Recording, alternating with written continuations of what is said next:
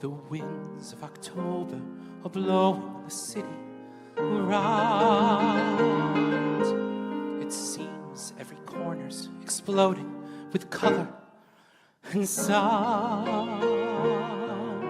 I'm not really much for Oktoberfest. And honey, I've done Halloween. So all that remains on my calendar now's one singular showbiz scene. I went to the cabaret convention, but nobody asked me to sing that annual gala that's held at Rose Hall that holds most of Midtown Manhattan enthralled, named for dear Mabel Mercer, doyen of us all. But nobody asked me to sing. So I thought, well, I'll sit and enjoy it and see what the evening might bring. With culture declining in various parts, I feel that it's vital to nurture the arts. So the following night, I brought all of my charts. But nobody asked me to sing. I heard every damn style you can think of, from Gershwin to patter to swing. Established performers and upcoming stars from uptown and downtown and Beantown and Mars. And I thought to myself, who's tending the bars? But nobody asked me. So I sat at the cabaret convention while everyone else did their thing. It was beautifully balanced and sumptuously staged, thrilling to see how well some of us aged.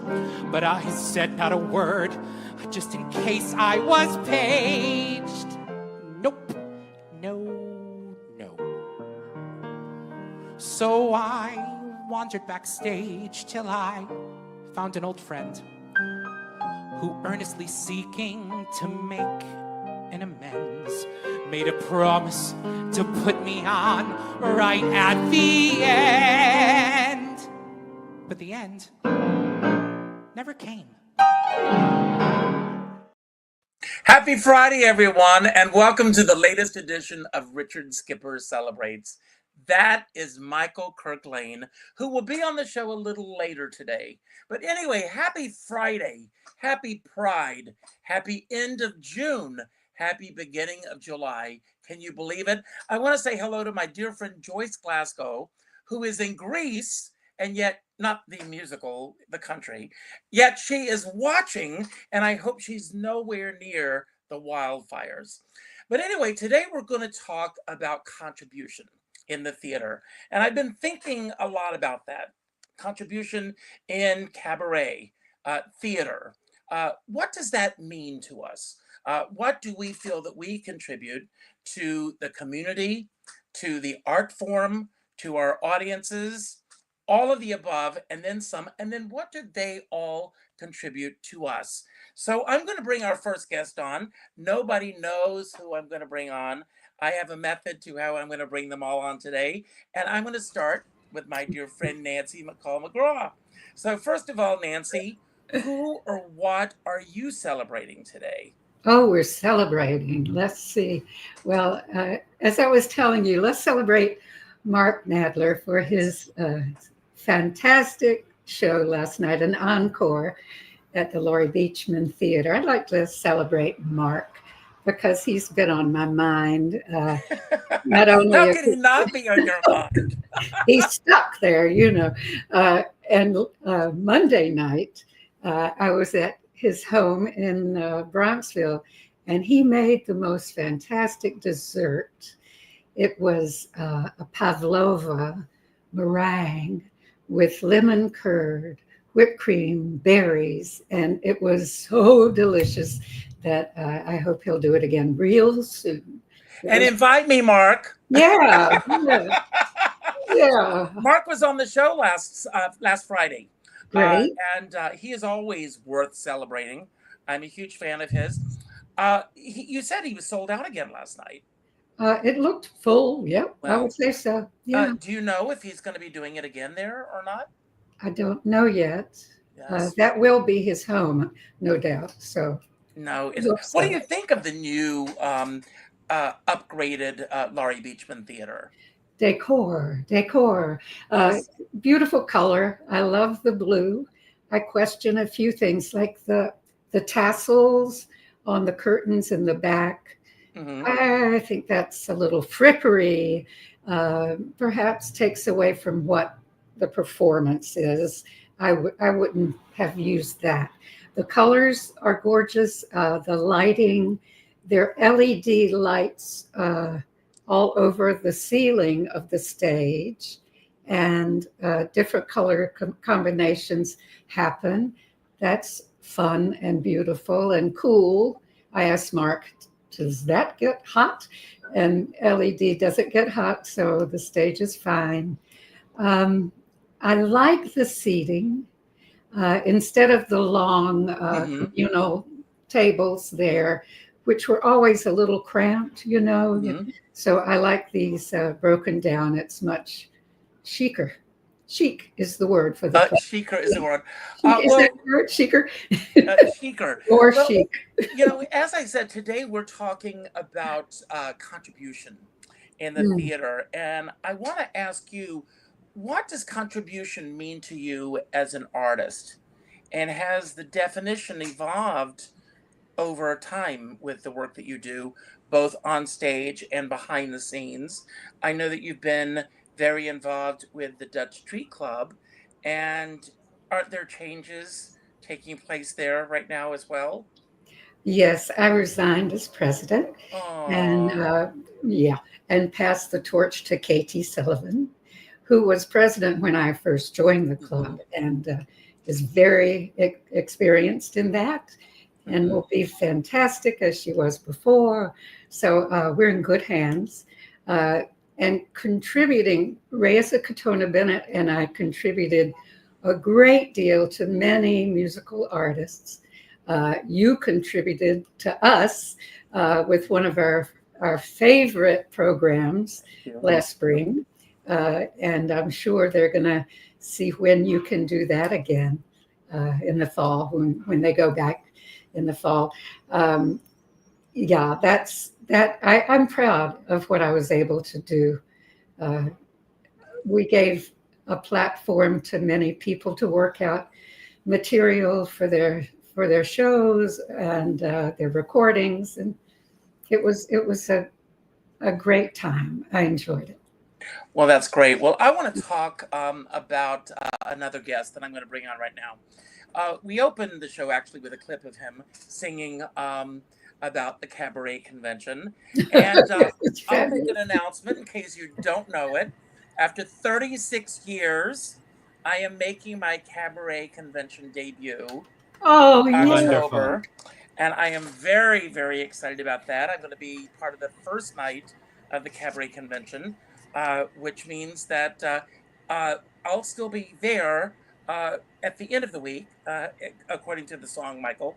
And, and I should say that song was written by the lovely George Winters and was originally yeah. written for my cabaret mentor who contributed so much to my view of the art form. It was written for Jay Rogers. Well, Jay Rogers, for those who don't know, the last show that he directed was my show. We worked together when I did my show, The Magic of Believing, at the 46th Street Theater. But Michael, I want to talk about some of the work that you are contributing. First of all, you're going to be right where you belong. Right back at the Laurie Beachman Theater.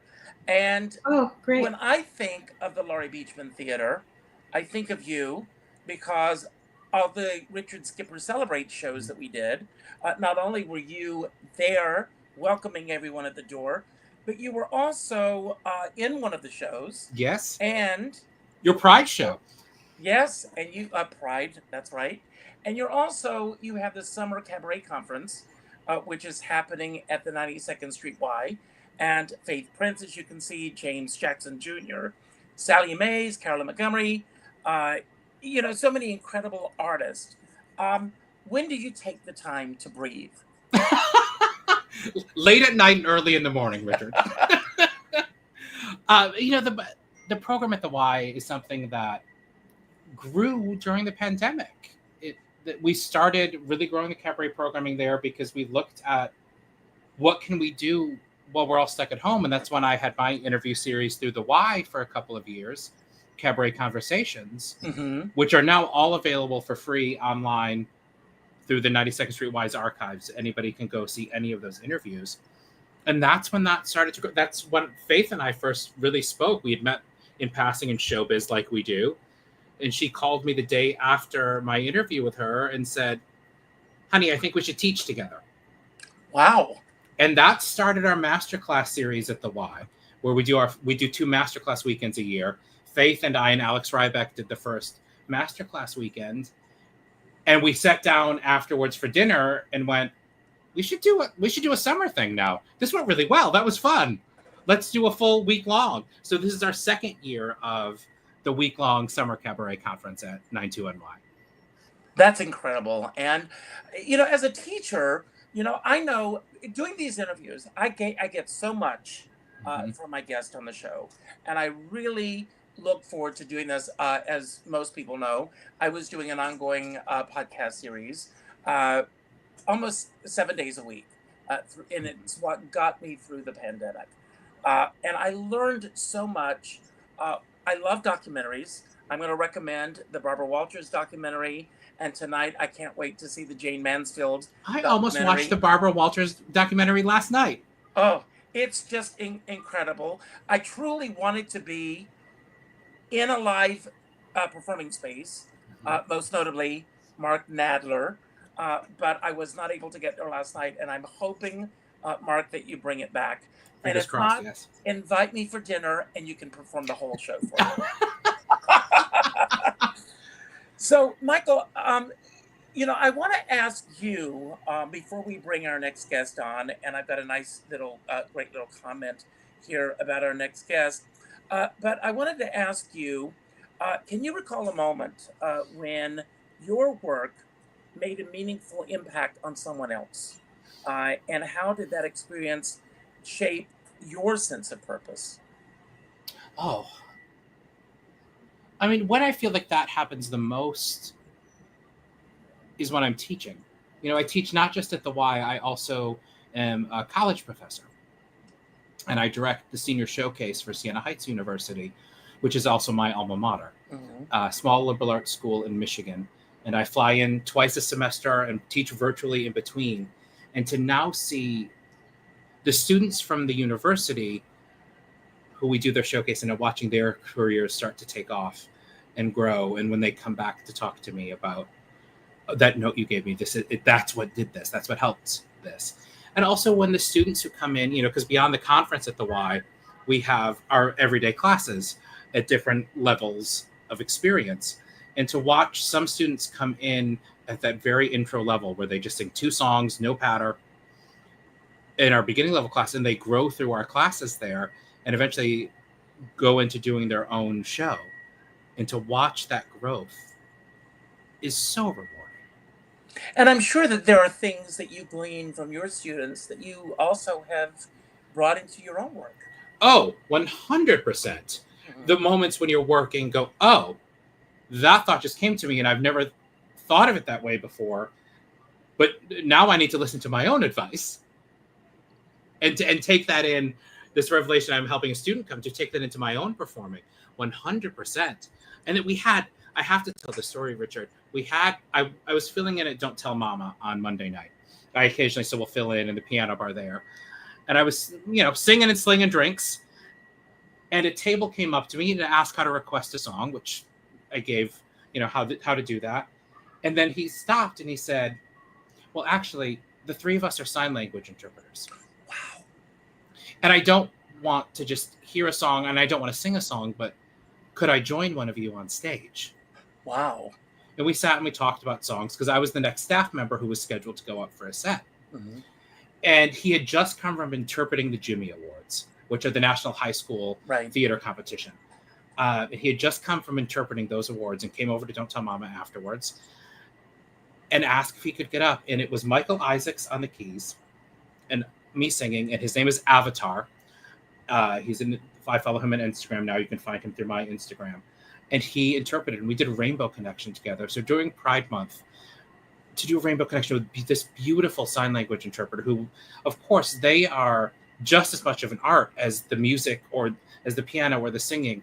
And the three of us combining our art together this week was such a magical moment. That's incredible, and congratulations with that. Speaking of Don't Tell Mama, tomorrow night at Don't Tell Mama, first of all, I got this comment. Hello, Richard. Thank you for doing this. I'm a good friend of Michelle DellaFave, who is in Tribeca Arts Cabaret and Cabernet. And she happens to be with us. I want to move this so that you can see the graphic of her. Bear with me. So there we are. And she's going to be at Don't Tell Mama tomorrow night. So, Michelle, welcome to the show. Thank you so much. It's just a joy to be here and to more people here in this cabaret world. Michelle, just to let you know, we're getting that horrible feedback again. Oh. Do you have any other windows open?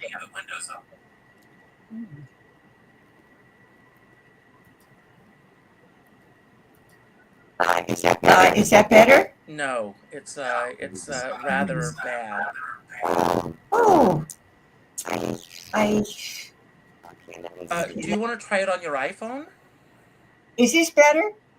It is much better. So whatever you're doing, don't move. So stay right where you are.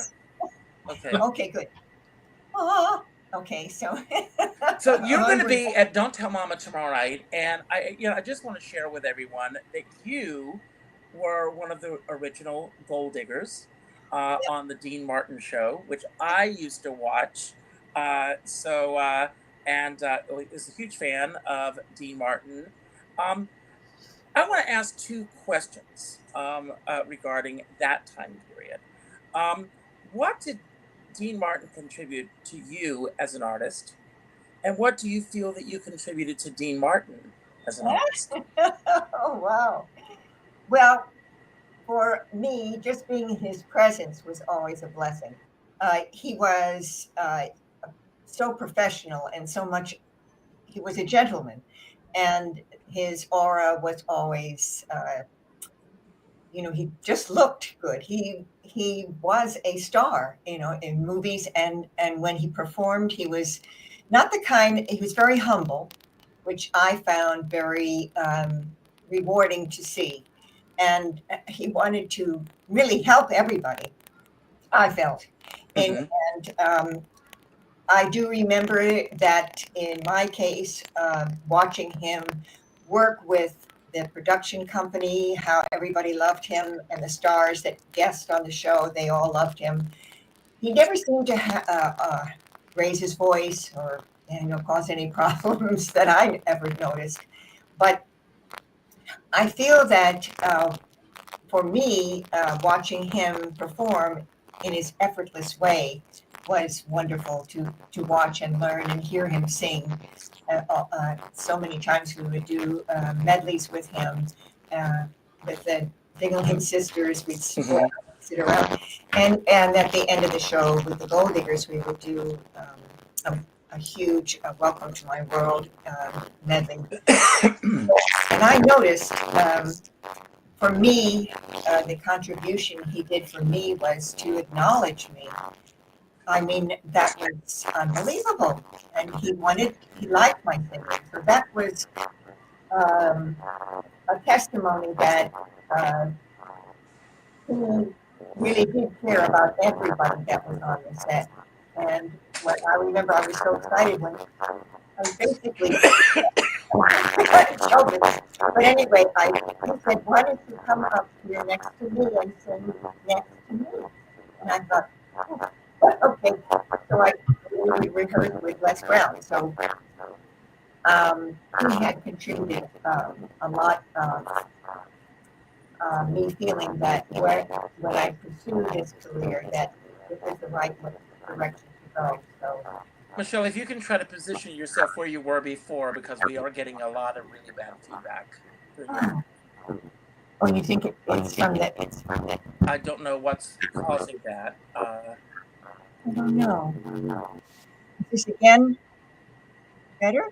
That's better. Yes. Okay. Yes. I don't know what I'm fluctuating. Well, sometimes we have these gremlins that just take over. I'm going to bring on our next guest in a moment, but I want to ask you, and you can stick around, and we're going to talk a little bit more about your show a little later on.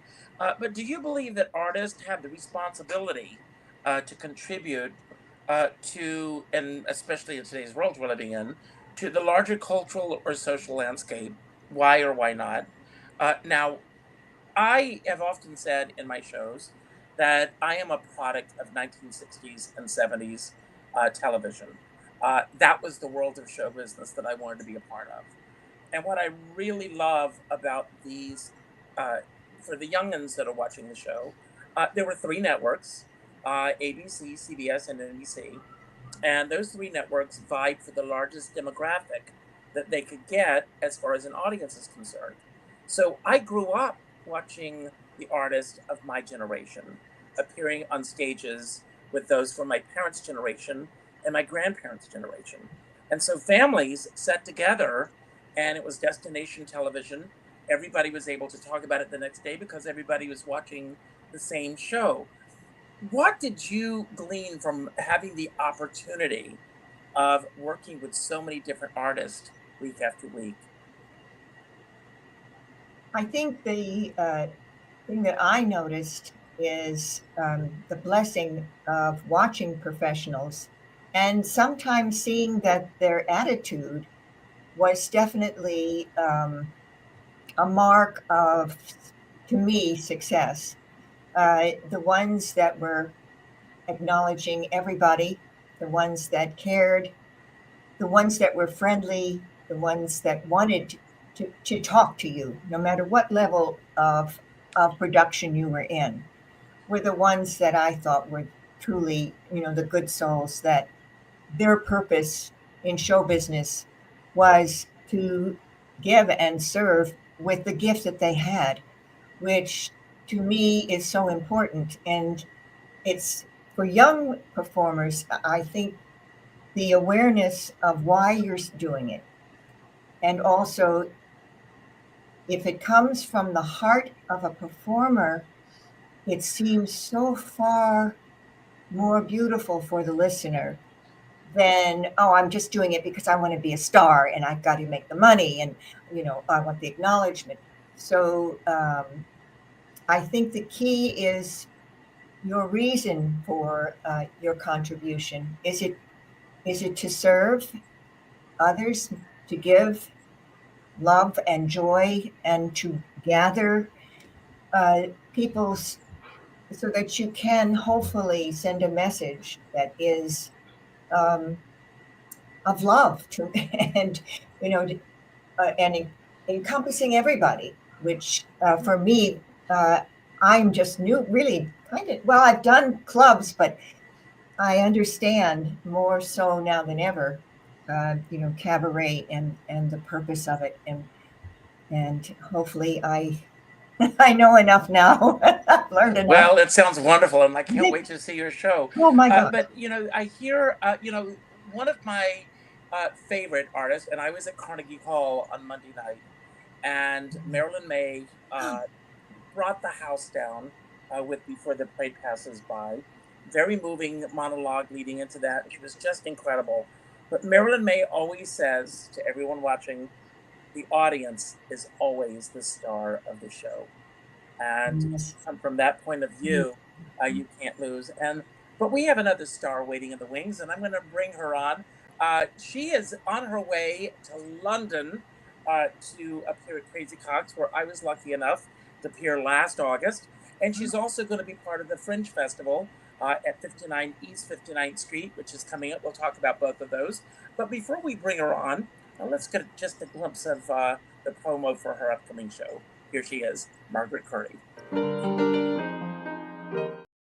That's not Margaret Curry. That was me again. Trying to get on stage again. There he is. Here she is. day in, day out. Same old voodoo follows me about. Same old pounding in my heart whenever I think of you. And darling, I think of you day in and day out. When I awaken with a tingle. One possibility in view. The possibility of maybe seeing you. Come rain, come shine, I meet you, and to me the day is fine. Then I kiss your lips, and the pounding becomes the ocean's roar, a thousand drums. Can't you see it's love? Can there be any doubt? When there it is, day in, day out.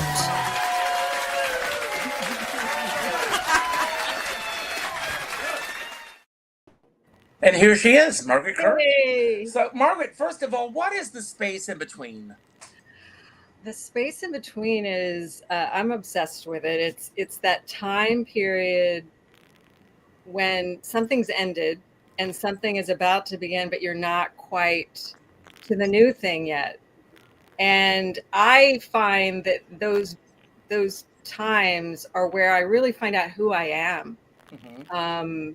It might be before you take a big action. It might be before you make a decision. It might be when something like a marriage ends. It's like, that's where it's like, I really find out like what I have inside and who I really am and what I really want to do. Well, not only are you doing the cabaret work, but you're also, a very accomplished actress. And you've got the French Festival coming up at 59 East 59th Street. When do you have time to have space in between? Life just leads you there, it's not nonstop. Like this year is honestly very, very busy in a really big and beautiful way for me. And I've chosen that and kind of created that to be that way. But just like everybody else, there's ebbs and flows to the action. And I think those ebbs are as important as those periods of real productivity, because like I said, that's where seeds get planted. That's where you learn things that then you can bring to your art. So there's time. Now, I know that you're going to the Edinburgh Fringe Festival as well, and then you're going to leave there. You're going to end up in London, and then there are three incredible musicians, Gregory Torian, David Silliman, and Skip Ward. Yes, or Chip Ward. Skip. Skip. They're all going to be meeting you there. Yeah. How did you arrange that? It was just my dream to do this particular show there. I can't explain it. It may not be the most economical choice, shall we say, but I love the show, and the show was co-created with them. They're integral to it. The music, the arrangements, they do backup vocals. And I just really wanted to do the show as we made it together there. So I think I'm going to be like so over the top excited once we're all there. It's almost just going to be unbelievable that it's actually happening. But have you played that room before? I haven't. This is my first time. I will tell you, it is a jewel box of a room. Nancy, Michael, Michelle, have you all been there? I've been there. Oh, it is such a jewel box of a room, and to play in that space is just absolutely incredible. And the audiences there are just so enthusiastic and so much fun. So you're in for a real treat. You're going to have a great time there.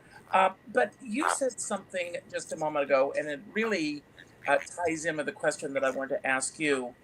You said it may not be, and I'm paraphrasing a little bit, the most economical way of doing this, but we don't always do it for those reasons. And that brings me to this question is, in what ways do you measure your own success beyond the applause and the reviews?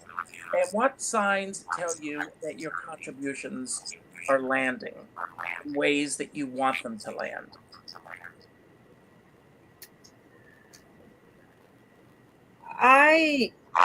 That's really changed over time. I think that when I am doing what I really feel compelled to do, the kind of work that is meaningful to me, that I'm driven to do, that I want to see, that touches me, that I'm hoping will touch other people, that to me, if I'm doing that freely and authentically from my heart, from my gut, um, then I feel that is successful. And that is the most joyful, most successful way that I have found to be a performer. I've approached it from other perspectives, and there was just a very fleeting gratification in that. And it felt very empty. It wasn't fulfilling in the way that, like, having something to say, wanting to connect and touch people, and to actually create something with people to do that. That to me, that makes me feel successful when I've done what I wanted to do.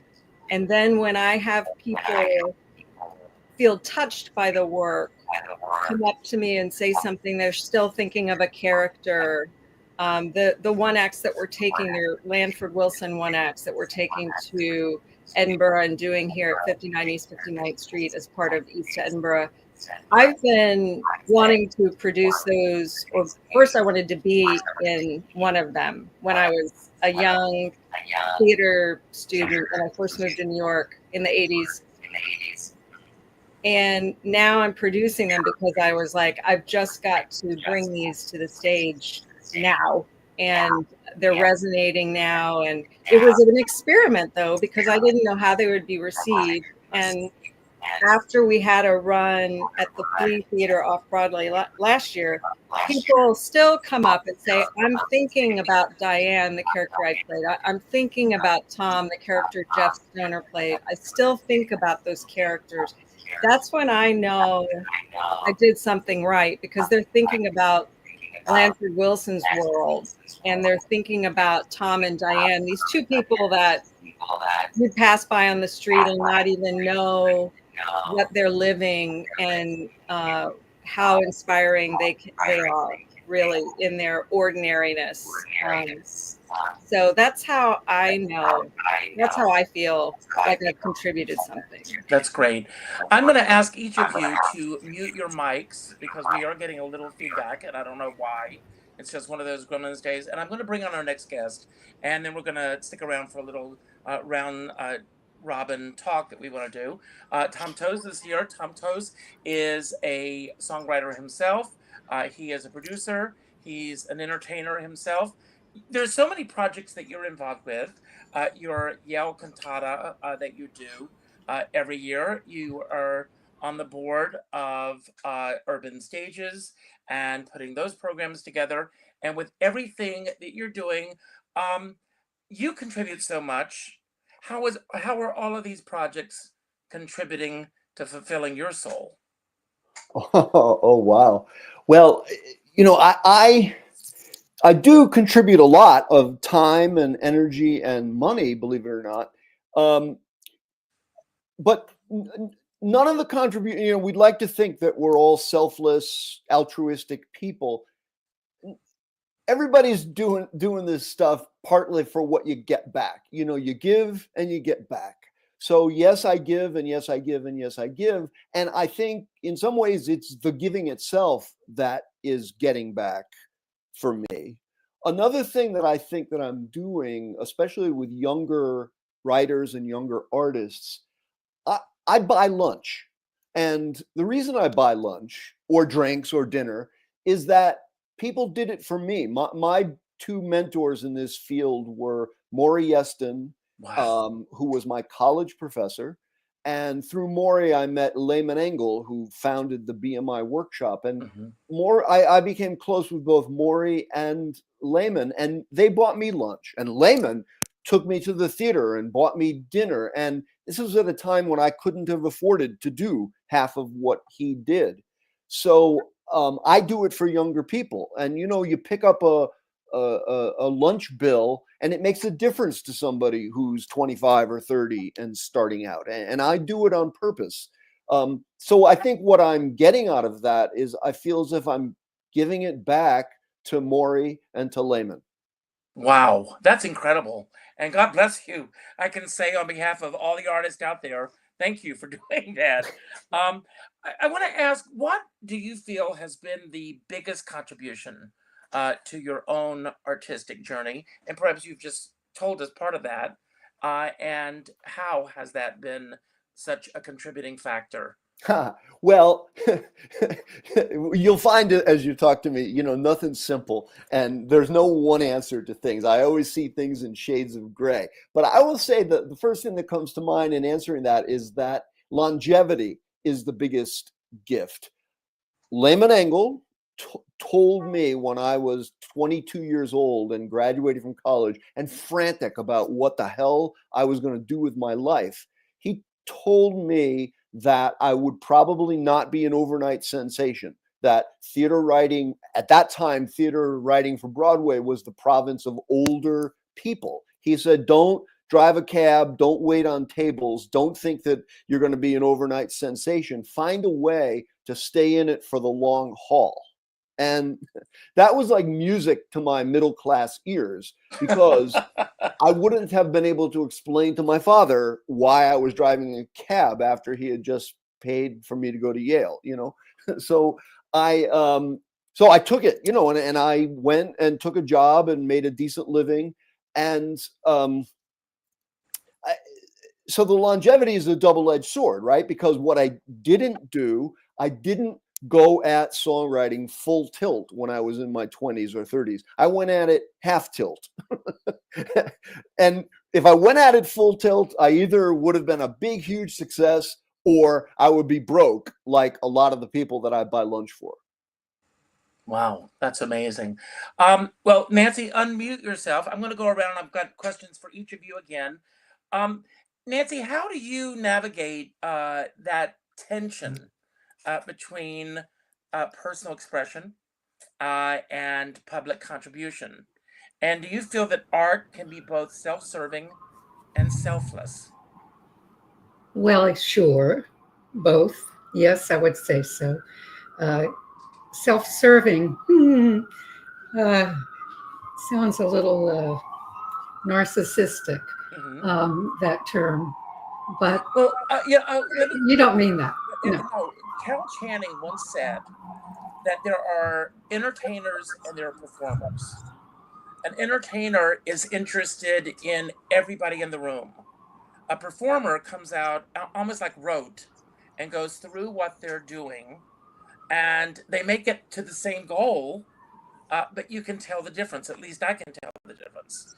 And you know, and I've said this to you before, and I am not just saying this because you're sitting in my presence right now, but when I hear you sing, I mean, it's like molasses on pancakes. I mean, it belongs there, and it's so beautiful. And and I've never felt, knowing you in the years that I've known you, that what you're doing is self-serving. Well, thank you.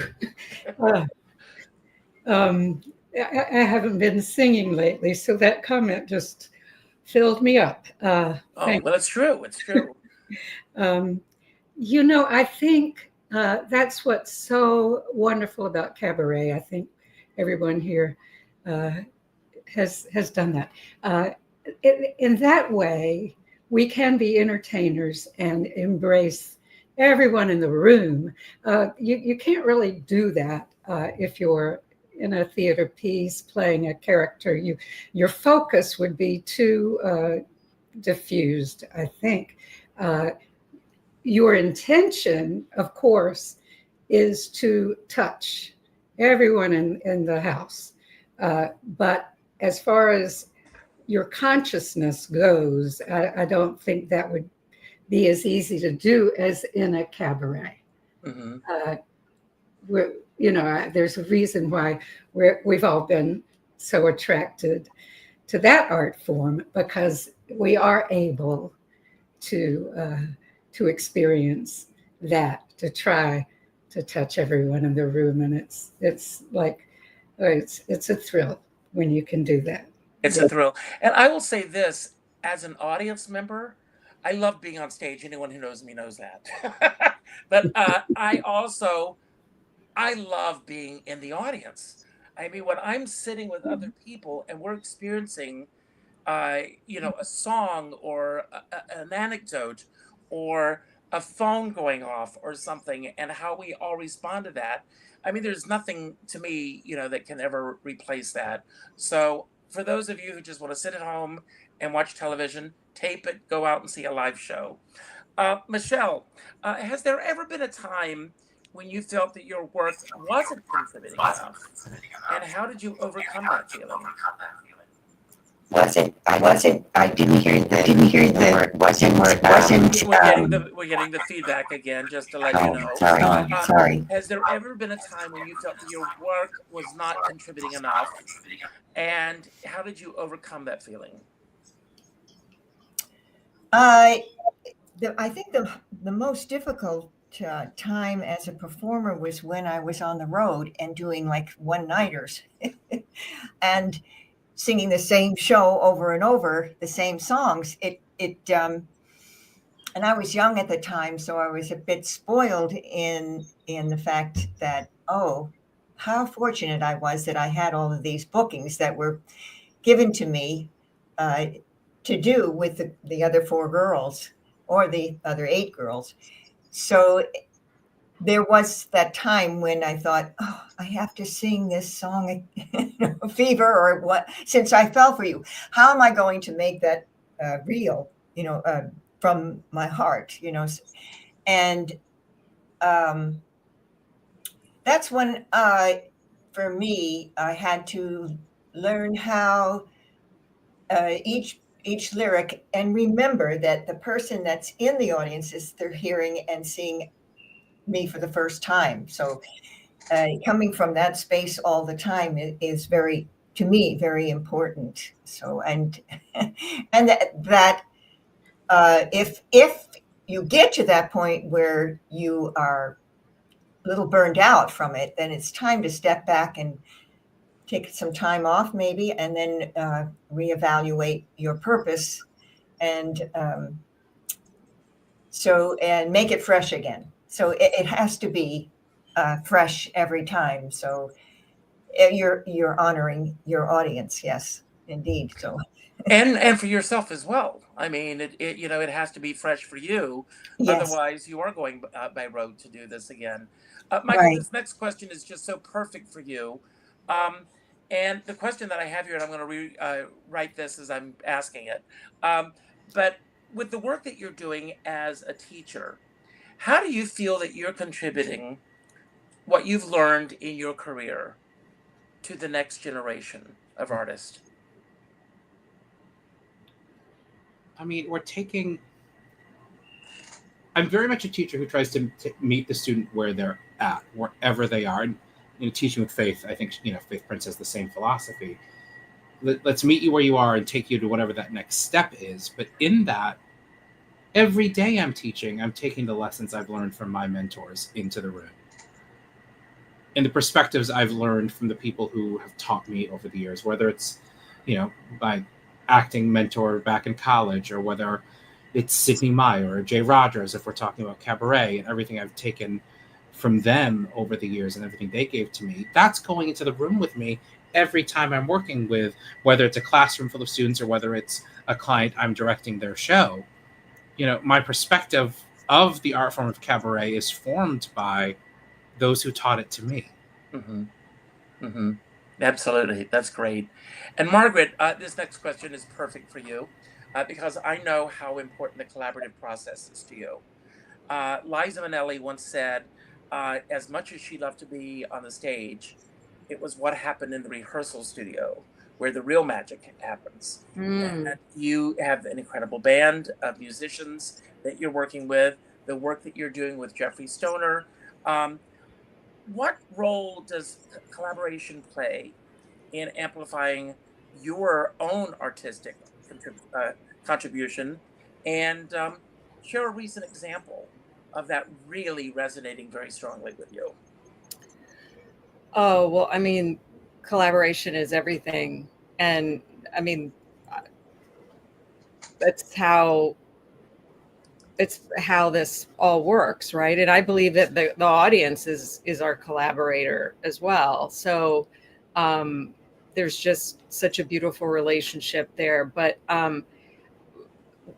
the first theater that I produced was last year, the pieces that were taking over to Edinburgh. And I can't tell you how amazing it was to choose a director, choose a fellow actor, choose the theater, choose a consulting producer, choose all the collaborators. It was so magical to have that kind of choice, and then to experience like I literally, at the first table read with Jeff Stoner and the director Mark Cornigliaro, I never say his name right, I'm sorry.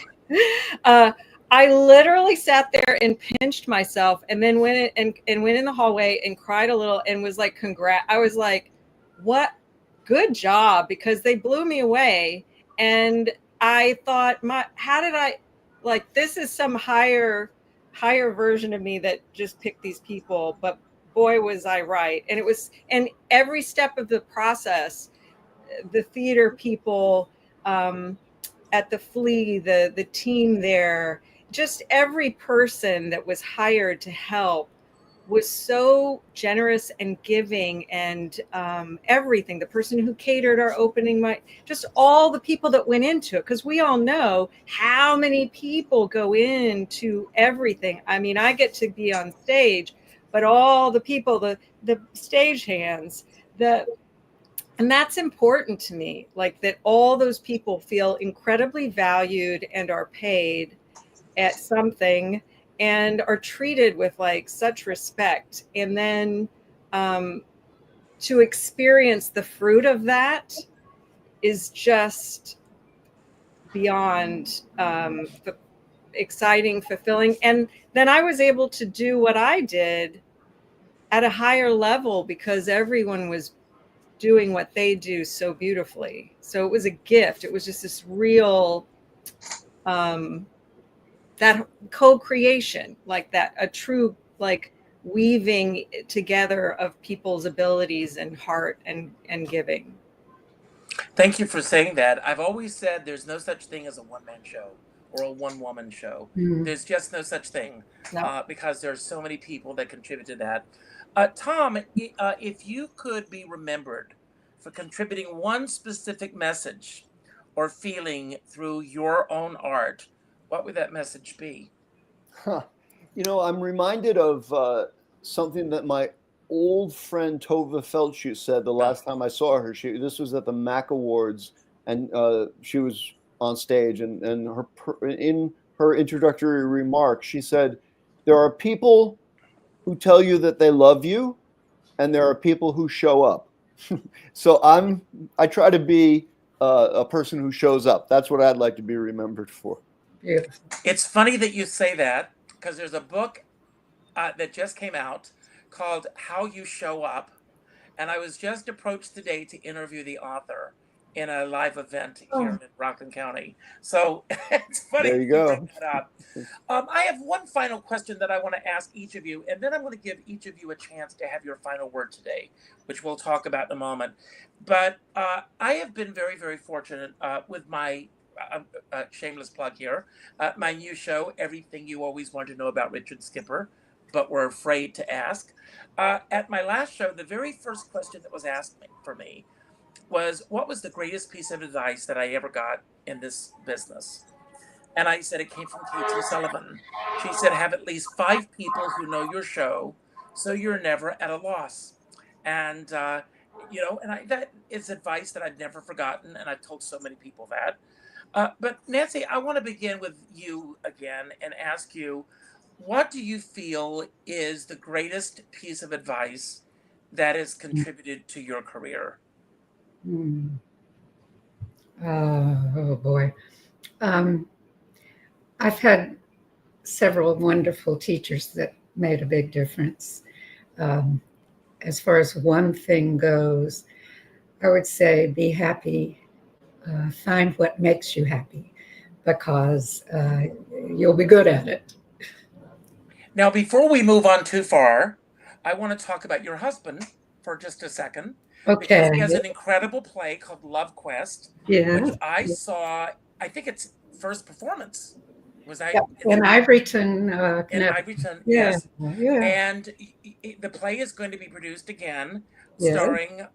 it's going to be starring Patrick Duffy and Linda Pearl. Yes. So what can you tell us about the show, when, Uh, where, and how? we're going to Winter Haven, Florida. It's halfway between Tampa and Orlando, and we'll be there for the month of October. I'm the backstage manager. Looking forward to having a salary for a change. And and we're so thrilled that Patrick and Linda are on board. There's 6 characters, 2 women, one younger than the other, are looking for love online, and the love quest is what happens, and enter Patrick Duffy as one. So it's a rom-com. It's if it were Paris, it'd be called a boulevard comedy. It's fun. It's a fun show. I loved it. Yeah. Absolutely loved it. And Michelle, same question. What do you feel is the greatest piece of advice that you received in this business? Oh gosh, there were a couple that came to my mind. One was your problems. Bad. We're getting the bad reflection. Better? But yes, much better. Okay. I don't know what's going on. No. I'm changing, fluctuating in the atmosphere. My favorite, I think there's a couple. Leave your problems at the backstage door. Keep it out. Just don't forget, when you're going up the ladder, you're going to meet the same people going down the ladder or up the ladder. And just think of the audience as seagulls sitting there watching you if you're nervous. And it's just, and make everything, I remember someone saying organic, and I went, organic. Well, okay, I understand. Organic is from the heart. So if I'm coming from that space, hopefully my heart will deliver that to other hearts. So that's great. Michael, same question.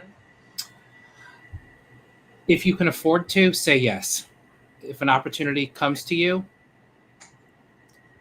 and it's not going to cost you anything to do it, or you're able to, whether it's somebody who started out years before you, who's like, hey, come join this next stage of your career, or whether it's somebody who started out after you, who you believe in, if you can afford to, say yes.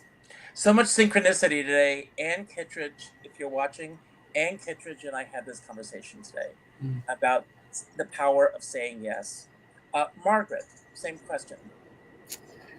Oh, like everybody else, there's so many great things I've been told, but I think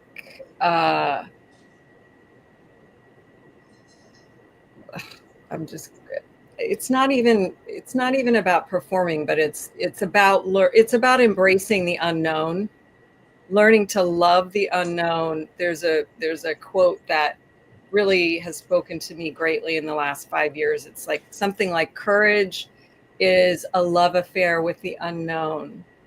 And I just think having curiosity and leaning into the mystery of it all really, I don't know, that's like a superpower to me for any artist. So that would be it. That's great. Tom, same question. Yeah, work with people you like. There's not enough money in this end of the business to suffer fools. So pick people to work with that you like. That's great. Thank you all for being here. And I want to let everyone know the details for the events that they're talking about and everything, I will be including on the YouTube channel. If you liked today's show, and I hope you did, please leave a comment on YouTube. Even all of you, leave a comment because that elevates the level of where this is seen. Hit the like button if you did like the show, and share this. And then I'm going to give each of you a chance to say your final word. It can be about anything that we talked about today that you want to build upon, anything we didn't talk about that you wish we had, or just any final message that you want to leave everyone with. When you finish speaking, you'll pick the next person, and so on, until the last person says goodbye. And don't worry about how to end it. I will end the show. There are a couple of things Michelle just said. Be nice to everyone as you go up the ladder. Joan Crawford once said, be nice to everyone you come in contact with, because the person sweeping the floors today could be running the studio tomorrow. And a friend of mine went a step further and said the person running the studio today could be sweeping floors tomorrow. So you never know where you're going to fit into that food chain. You also said, imagine the seagulls. Well, I had always heard to imagine the audience naked. And I was booked when I was performing as Carol Channing to perform at a nudist gathering. So I walked out on stage and my entire audience was naked. And I said, I've always been told, imagine the audience. And I stopped. And the audience got the laugh. So it worked. So, but you know, I have a dear friend, John Moniger. I always say, go out and do something nice for somebody else without expecting anything in return. And my dear friend Sean Moniger says, we're all in the same storm, but we're in different sized boats. And I'll talk about that in a second. But I want you all to do something. I don't know if any of you or knew John Iachetti. John Iachetti used to book Feinstein's, and he unfortunately passed away this week. And it was sudden. It was a heart attack. Younger than me, so that's like a triple blow right there. And I left Facebook at the end of February, and what I've been doing is I go through my database and I try to reach out to at least 3 people each day that I haven't spoken to in a long time. And I can't begin to tell you how many people are no longer with us. So take the time to pick up the phone and call a friend. I always say, today, for example, go to your contacts list, and the first name that pops up, reach out with a phone call. Not an email, not a text message, not a private inbox message, a phone call, and let that person know how they matter in your life. As I was saying, Sean Moniger always says we're all in the same boat, but we're different size boats. And I always say, I don't care what size boat you're on, as long as you have a skipper by your side. And with that, I'm going to leave the screen. And Nancy, I'm turning it over to you. I'll see you all next week. Thank you for being Bye, here. darling. Thank you. Thank you, Richard. I want to remember everything you said, the 4 of you, as the best advice you ever got, because it's good advice for me. And I may have to tune back in so I remember what each of you said. Thank you. Thank you so much. Great to be with you. Thank you, Nancy, and everyone. I'm blessed to be able to meet you all and know you better. But I guess my last words would be is Johnny Mercer and Marvin Hamlish. Life is what you make it, and what you make it is up to you. Bye. I think with all the news today coming out, the times we are in, I was working with a client this week, and the song that we were working on, that was listening to it today, is the lovely Nancy Lamont recording of We Can Be Kind. And I think that's the message we need to all remember right now, is things are spinning around us, is we can still be kind. I love that. That's beautiful. I'm just, I'm leaving today really full, and also feeling real appreciation for all the teachers I've ever had, all the mentors I've ever had, and all the fellow students that I've been with, that I've learned from their work. There's such a ripple effect. So I'm just leaving with a lot of gratitude.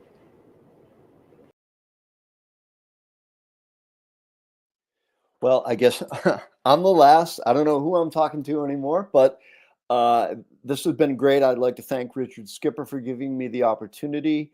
And I'd like to ask everybody who's listening and everybody who participated to support living songwriters. That's what I'm all about. Most of the show, almost all of the shows that I produce feature songs by living songwriters, including myself. And it's really important because there are a lot of people writing cabaret songs in the style of the Great American Songbook, but some of those songs are 100 years old. And I think it's very important to support songwriters who are alive and kicking. And so that's how I'd like to end.